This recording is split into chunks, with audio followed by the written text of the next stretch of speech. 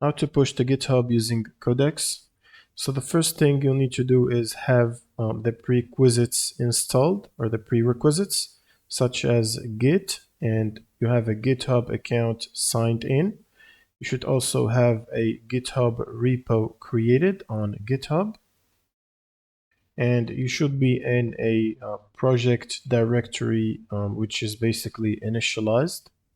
Or once you've added or opened your project using Codex, I'm going to basically open up the terminal and initialize the project folder. You can run the following command to initialize the repo. You can first navigate to your project path, and then you can run git init, and this will initialize the repository. And then you can basically tell Git which files to track by using the git add command, and this will add all the files in the current directory. Then you will need to commit your changes by running the following command, which is git commit space m per message, and then just type your message, for example initial commit, and press enter.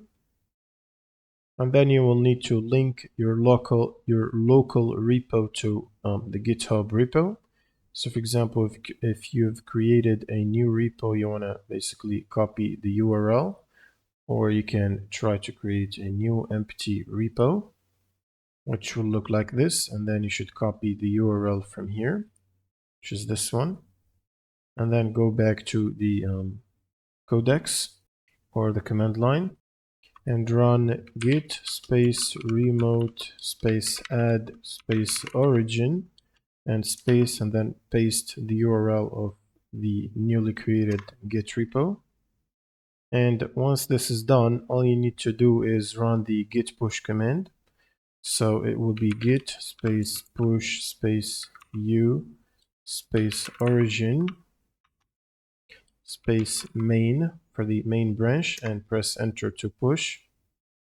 And this should push your code to GitHub from Codex. That's pretty much it for this video. If you have any questions, leave them in the comments below, and see you on the next one.